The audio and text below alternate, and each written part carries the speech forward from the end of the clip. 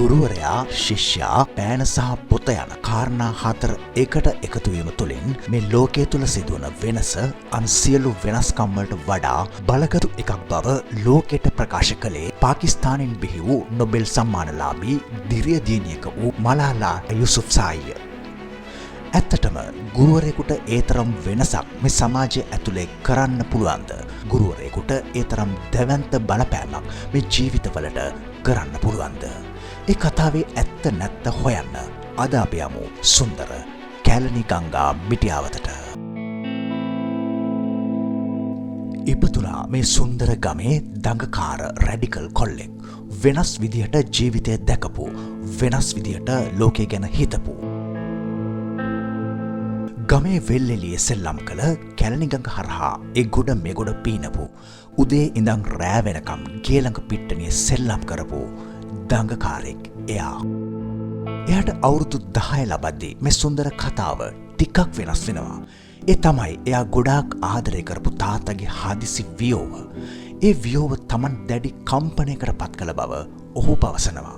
කොහොම හරි අපි කුඩා කාලේ තාත්තා නැති වෙනවා. මං ඉස්කෝලේ 3 තරම තාත්තා පුදුමාකාර මානසික ගුණාංග වලින් යුත් පුජ්‍යලෙක්, පුදුමාකාර චරිතයක්. මේ වියෝවත් එක්ක අම්මයි අයියයි නංගි මමයි අපි 4 දෙනා 4 පැත්තකට නම් වැටුනේ නැහැ.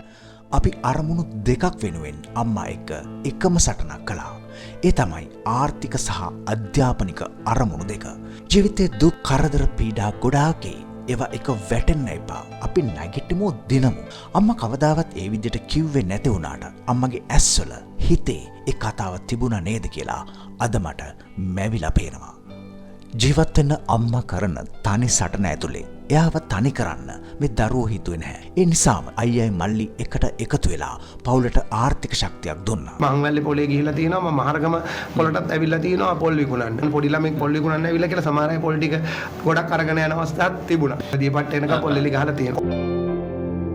හොඳ ගුරුවරයෙක් වෙන්න හොඳ ගුරුවරයෙකුගේ ඇසුරත් බලපානවා. ඒ කියමන සනාත කරමින් එන්.එස්. පෙරේරා නම් වූ එකල බෝමෙරිය මැදි විදුහලේ කීර්තිමත් විදුහල්පතිවරයාගේ දැවැන්ත සෙවනේ අධ්‍යාපනය ලැබූ කාලය පස්සේ කාලෙක මේ ජයග්‍රහණවල එක් තීරණාත්මක පදනමක් බවට පත් වුණා. ඇත්තටම ඉස්කෝලේ නතර වෙලා අපි උසස් පෙළට පාඩම් කළා. ගුරු නිවාසයේ පදිංචි වෙලා හිටපු පෙරේරා සර් සහ එයාගේ නෝන තමයි පාඩම් කරන අපිට තේ කෝපි හැදුවේ. කෑම ටික දුන්නේ. සර් හරි හොඳයි. හැබැයි අපේ වැඩේ හරියට නොකළොත් සර් හරි වසයි. ඒ හින්දම ලොකු සර්ට අපි බයක් එක්ක තිබුණු අමුතු බැඳීමකින් තමයි හිටියේ. මේ තමයි ජීවිතයේ හැරවුම් ලක්ෂ්‍ය.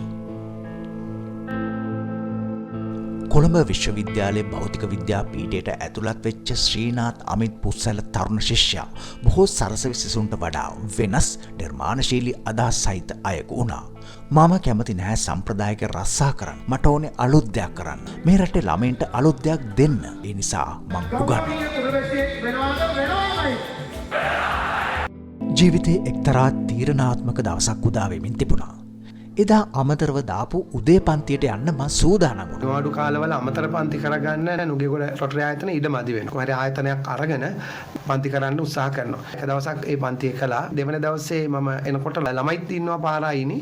බලනකොට ගෙට්ටුව වහලා. ඉතින් ළමයින්ට පන්තියට යන්න විදියක් නැහැ. අමුරකාරයාට මලගයක් වෙලා එයා ඉබ්බ දාලා ලොක් කරලා ගෙදර ගිහිල්ලා. ඒ වෙලාවේ හරි අසරණ වුණා. මට ඕන විදිහට මේ ළමයින්ට උගන්වා ගන්න තැනක් නැති හින්දානේ මේ අසරණ වෙන්නේ. මට ඇත්තටම කඳුළු ආවා. සැසිප් කියන දැවැන්ත ආයතනයේ මුල්ම සංකල්පය හිතේ ඉපදුනේ අන්න එදා. 1 2 10 15 100 200 විදිහට දහස් ගණනාවක් දරුවන් එකට එකතු වන වැඩපිළිවෙලක ආරම්භය එසේ සිද්ධ වුණා. විෂයට වගේම රටට ආදරය කරන වගකීමෙන් පෙරුණ වෙනස්ම පරපුරක් ඔහුගේ පන්තිවලින් සමාජ ප්‍රවාහයට මුදා හැරුණා. එදා සිට අද දක්වා වසර 27ක් පුරා අඛණ්ඩවම එවැනි දරුවන් ලක්ෂ ගණනාවක් මේ සමාජයට ඔහු විසින් නිර්මාණය කළා. ගුරුවරයෙකුට පුළුවන් දරුවෝ එක්ක ඒ වෙනස කරන්න. ඔහු එය ඇත්තක් කළා. රට වෙනුවෙන් දරුවෝ වෙනුවෙන් කරන්න මට වැඩ ගොඩාක් තියෙනවා. අදත් මම දවසට පැය 20ක් වැඩ කරනවා. තාත්තා කෙනෙක් විදිහට මගේ පුතා ඉපදෙලා පහුදා පන්තියක්. ඉතින් පන්තියට එන්න වුණා. ඉතින් දුකයි. වෘත්තීය විදිහට මම පන්ති වලට රෝවල් ගෙන ආසනීපයක් තිබුණොත් තමයි නොගෙන් ඉන්නේ.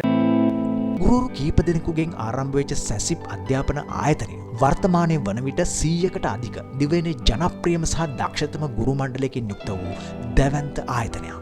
කලාවිදු සාහිත ගණිත ඈ උතුණු පළදා වඩා සිහසුන ඔහුද විෂය දැනුමට එහා ගිය දෙයක් වෙනුවෙන් දරුවන් සමග වැඩ කළ අතර භෞතික විද්‍යාවේ ඔලිම්පික් තරඟාවලිය ලෙස කිරුළු පැළඳූ ආසියානු සහ ජාත්‍යන්තර ඔලිම්පියාඩ් තරඟාවලිය වෙනුවෙන් දරුවන් සූදානම් කිරීම නිරතුරුවම සිදු කළා. එම තරඟ තුළින් රන් රිදී සහ ලෝකඩ පදක්කම් දිනු දරුවන් ශ්‍රී ලංකාවට කීර්ති රැගෙන අතර එම දරුවන්ගේ ගුවන් ටිකට්පත් සඳහා පවා මූල්‍යමය අනුග්‍රහය ලබා දෙමින් සුවිශේෂී දායකත්වයක් ලබා දුන්නා.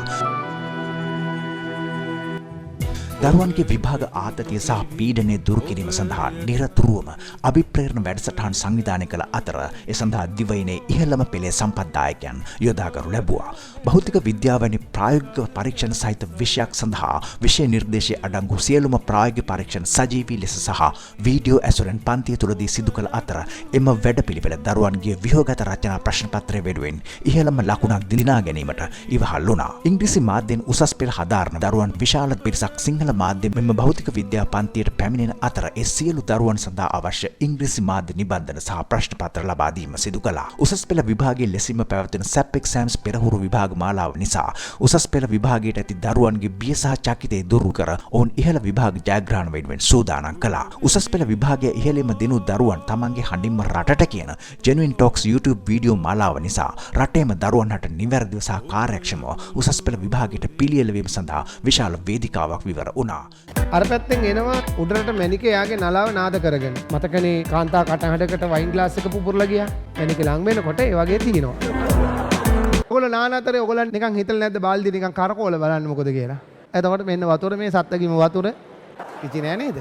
දැන් මම මෙහෙම යටින් බැලුවොත් එහෙම මෙතන බලරේඛා මොනවද පේන්නේ? තිද්ද කතිර. මොකද්ද ඒ උකුස අවුරුදු 40 විතර වෙනකොට ගන්න භයානක තීරණේ.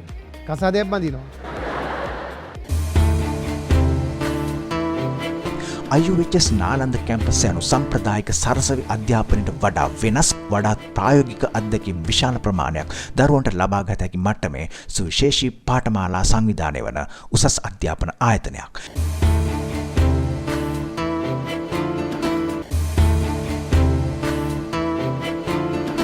නොමිලේ ආහාර නිවාසික පහසුකම් පිරිනමමින් තොරතුරු තාක්ෂණික උපාධියක් දක්වා දිනාගත හැකි ලෙස ප්‍රායෝගික වැඩමුළු අභ්‍යාස සහිත පාඨමාලාවන් හඳුන්වා දී තිබෙනවා. මෙම සියලු දරුවන් තොරතුරු තාක්ෂණයට අමතරව යෝගා, අංගම් පොර, සටන් කලා, සංගීතය, ආහාර පාන පිළියෙල කිරීම, ඉංග්‍රීසි භාෂාවේ නිපුණතාවය ආදී සියලුම අංශ ඉතාම හොඳින් පුහුණු වන අතර ඔවුන් අංග සම්පූර්ණ ව්‍යවසායකයන් ලෙස සමාජයට මුදා හැරෙනවා.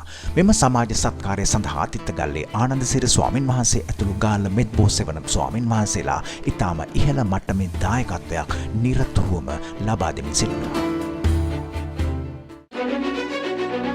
අමිත් පුසල්ය නොබේ රටේ විවිධ ශේෂ්ත්‍රවල ප්‍රගමනය වෙනුවෙන් නිරතුරුවම තමන්ගේ පුද්ගලික ධන පරිත්‍යාගයන් සිදු කරමින් සුවිශාල සමාජ මෙහෙවරක නිරත වන ගුරුවරයෙක් වගේම ව්‍යවසායකයෙක්. ඔහු විසින් මේ රටේ විවිධ ව්‍යාපෘති සඳහා තමන්ගේ ධනය, දැනුම සහ කාලය වැය කළ අතර ඒ අතරට මේ රටේ බොහෝ දෙනෙකු නොදන්නා මාධ්‍යවලින් ප්‍රචාරණය නොවූ සංවේදී සහ තීරණාත්මක ඒවා බොහෝමයක්ම පවතිනවා. උදාහරණ ලෙස මීට වසර කිහිපයකට පෙර උතුරු පළාතේ වවුනියා ප්‍රදේශයේ ඇති නාමල්ගම වැසියන්ගේ පානීය සහ වගා අවශ්‍යතාවය වෙනුවෙන් වැවක් ඉදිකිරීම ඉතාමත් සුවිශේෂී ව්‍යාපෘතියක් වූවා. නාමල්ගම වැව නිර්මාණය කිරීමේ මෙම දැවැන්ත ව්‍යාපෘතිය වෙනුවෙන් බොහෝ පරිත්‍යාගශීලීන් නොමසුරුවම උදව් කළ අතර කෙටි කාලයක් තුළදී මෙම වැව ජලයෙන් පුරවා ප්‍රදේශයේ කුඹුරු අස්වැද්දීමට හැකියාවක් ලැබීම සුවිශේෂී කාරණයක් වූවා. උතුරු පළාතේ සිංහල ගම්මානයක් වූ මෙම ගමට අඩු සැලකිල්ලක් ලැබුණු අතර නාමල්ගම විදුහලේ දරුවන් සඳහාද මෙම වැඩසටහන යටතේ ඩිජිටල් අධ්‍යාපනික පහසුකම් රැසක් ලබා දී පාසල ඉහළ මට්ටමකට රැගෙන ඒම සිදු කරනු ලැබුණා. මේ හැර ප්ලැනට් ප්‍රොටෙක්ටර් නම් දැවැන්ත පරිසර සංරක්ෂණ ව්‍යාපෘතිය ක්‍රියාවට නංවමින් රටේ අනාගත පරපුර ඒ සඳහා එකට එකතු කරමින් සුවිශාල පරිසර වැඩසටහන් රාශියක් දියත් කිරීමද ඉතාම ඇගයීමකට ලක් වූ ව්‍යාපෘතියක් වූවා. ඒ යටතේ සාගරය රැක ගැනීම, විරල පවිත්‍ර කිරීමේ වැඩසටහන් වැනි දේවල්ද අපගේ ආදිවාසීන් සමග එක්ව පැවැත් වූ පෘථිවි සමුළුව වැනි දැවැන්ත වැඩසටහන් මාලාවද ඉතාම ක්‍රමවත්ව උත්සවාකාරයෙන් පවත්වනු ලැබුවා. පැල මිලියනයක් රෝපණය කිරීමේ වැඩසටහන අක්කර ගණනාවකින් යුතු නාලන්දා රක්ෂිත වනය අනාගත ශ්‍රී ලාංකිකයන් වෙනුවෙන් පැල සිටුවා වනයක් බවට පත් කිරීම ඇතුළු වැඩසටහන් රාශියක් දියත්වුවා. මේ සියල්ල වෙනුවෙන් තිත්තගලේ ආනන්දසිර ස්වාමින් වහන්සේ ඇතුළු පිරිස මෙන්ම අමිත් පුසැල ගුරුතුමාගේ බිරිඳ වන මුදිතා පුසැල මහත්මියද තම කාලයේ ශ්‍රමය නිරතුරුවම වැය කරමින් නොමද සහායක් ලබා දෙනවා. මේ හැර අනාගත පරපුර මේ රටට ආදරය කරන අපේ සංස්කෘතිය වෙනුවෙන් යහපත් පරපුරක් කිරීමේ හීනය සැබෑවක් කිරීම වෙනුවෙන් ඔහු බොහෝ කාලයක් පුරා නිහඬව කරන සේවාවන් රැසක් පවතිනවා. ඒ අතරේ ඇඹුල්ගම රජමහා විහාරයේ ශ්‍රී සම්බුද්ධ ජයන්ති මහා පෙරහැරේ බස්නායක නිලමේ තනතුර හොබෝමින් තම උපන් ප්‍රදේශයට කරන මෙහෙය සුළුපටු නොවන අතර ප්‍රදේශයේ දහම් පාසල් දරුවන් වෙනුවෙන් සහ ස්වාමින් වහන්සේලා වෙනුවෙන් නිම වූ අංග සම්පූර්ණ දෙමහල් ගොඩනැගිල්ල ඇතුළු ව්‍යාපෘතිය බොහෝ දෙනෙකුගේ අවධානයට බඳුණු එකක් වූවා. අමිත් පුසැල්ල දයාබර ගුරුතුමා විසින් සිදු කරනු ලැබූ මේ උදාර මෙහෙවර වෙනුවෙන් 2008 වසරේදී ඔහු සම්මානනීය ආචාර්ය උපාධියකින් පුදනු ලැබුවා. භෞතික විද්‍යා විෂයට එහා යමින් මේ රටේ දරුවන් ගුණනන පිරුණු යහපත් පරපුරක් දක්වා වර්ධනය කිරීමට ඔහු විසින් මෙරැන මෙම සත්කාරයට දෙමාපියන් ලෙස අද දින ඔබ දායකත්වය ලබා දී ඇත්තේ ඔබගේ දයාබර දරුවාගේ වටිනා අනාගතය ඔහුගේ සෙවණට පත් කිරීම තුළින්. අපි එකට එකතු වී මේ රට ගොඩනගමු. එවෙනුවෙන් ඔබගේ වටිනාම සම්පත වන ඔබගේ දරුවා අපගේ සෙවණට එකතු කිරීම පිළිබඳව සෙනෙහසින් ඔබට මේ මොහොතේ තුති පුදන්නෙමු.